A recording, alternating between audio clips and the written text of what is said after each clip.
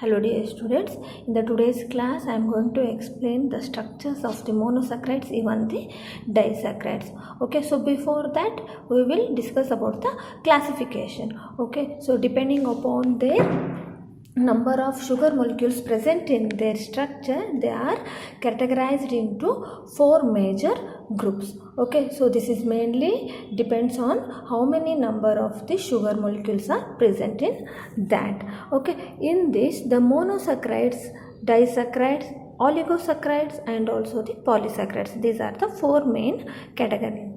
So in this monosaccharides, so name only indicates mono, so this is a saccharide or the carbohydrate which is having only one molecule of the sugar. Okay, so they are the very simplest group of the carbohydrates and are often referred as a simple sugars. Okay, so simple sugars nothing but monosaccharides only. So general formula for this monosaccharide is CnH2O(N). How many number of the carbon atom will be present in that? Like that only H2O numbers will be there.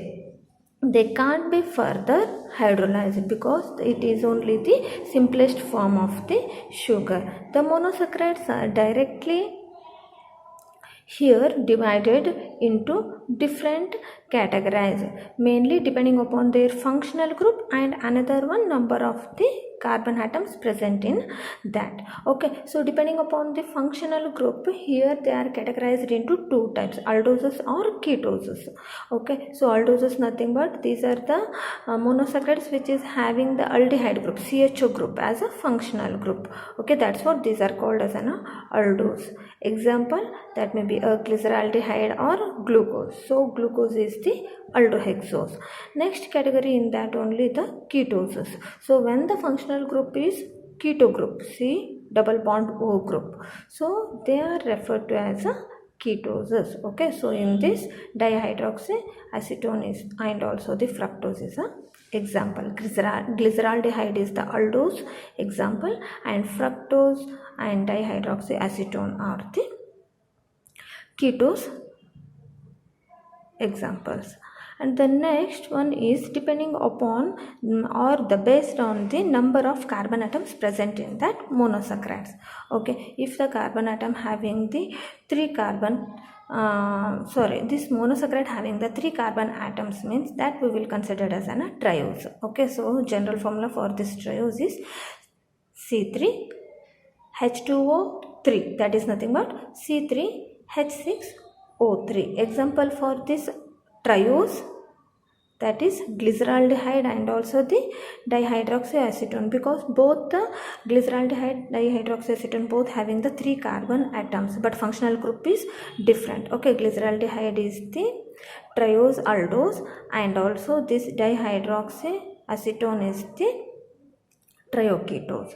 Like that only tetroses, pentose, hexoses and also heptoses. So examples for that with respect to the erythrose, ribose, glucose and also the glucoheptose are the examples for the tetrose, aldose and also the pentaldose, hexaldose and also heptaldose.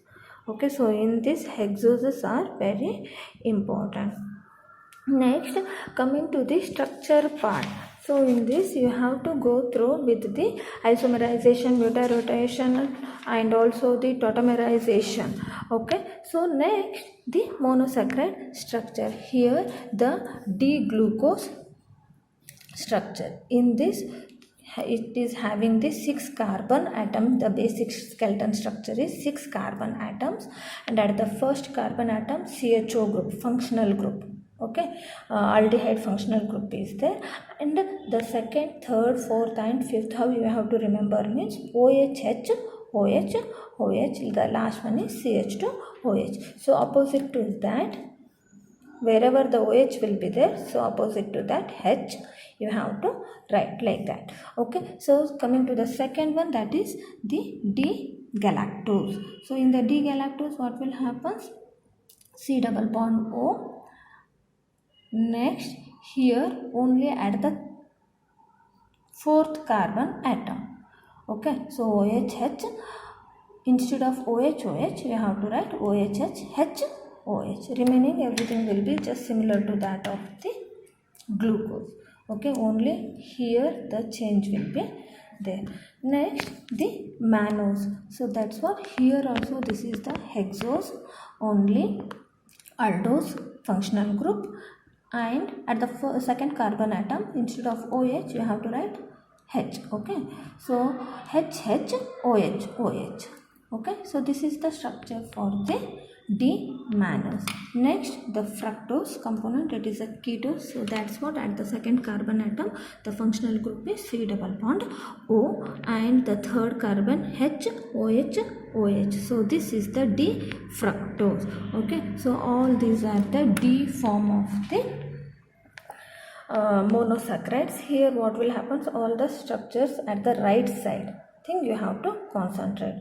If those things are at the opposite side, left side, if you have written the OH here, I will say for the glucose OH, if you write the same thing at the left side, then it will be the isomers to each other. So coming to this one here, the stereoisomerism, here what will happen, the D-glucose and also the L-glucose. If the OH group is here, all these things on the right side, then it will be a D-glucose, and if it is on the left side, then it will be the L-glucose. So next, the optical rotation. Here the dextrorotatory and also the levorotatory portion will be there. If it is when the plane polarized light will be passed through the sample, okay, then beam of light, if it reflects to right side, means that we will consider as a dextrorotatory, that is plus or small d. Okay, if it is reflects the beam of plane polarized light at the left side, means then it we will consider as a levorotatory. You have to write the structure here. Then next, coming to the mutarotation. In this in detail you have to study about the ring structure formats, the Fischer structures and also the Haworth structure. So here you will consider the anomers, so alpha and also the beta. At the functional group, if it is on the right side, active functional group is on the right side, then alpha we will consider. If it is on the left side, then we will consider it as a beta structure. Okay, so here the epimers, in this what will happen, the D-galactose and also the D-glucose are the C4 epimers. Why we will consider this as C4 epimers, means only at the one functional carbon group will be having the different or opposite functional additional OH or H groups. Okay, at the only one carbon position the changes will be there, additional group attachment. Okay, so here what will happen, as I already told, in the glucose OHH OH will be there, in the galactose OHH HOH will be there. Okay, so that's what at the fourth carbon atom. See here, in the glucose at the fourth carbon atom, right side OH is there, left side H is there. So the mirror image for this fourth carbon atom, here right side H is there and here OH is there. That's what at the fourth carbon atom. So C4 epimers. So here D-galactose and D-glucose are the example for the C4 epimers. Just similar to that only, C2 epimers are D-glucose and also the D-mannose. At the first carbon atom, H is there in a mannose. Okay, at the second carbon atom you have to consider, sorry. Okay, so H is at the right side and here OH is at the right side. Okay, so that's what we will consider. This D-glucose D-mannose and also the D-glucose D-galactose, these are the epimers examples. Okay, C4 epimers are D-galactose and D-glucose, C2 epimers are D-glucose and also the D-mannose. Okay, next if we will go for the structure part. Okay, so here this is the basic structure for the D-glucose.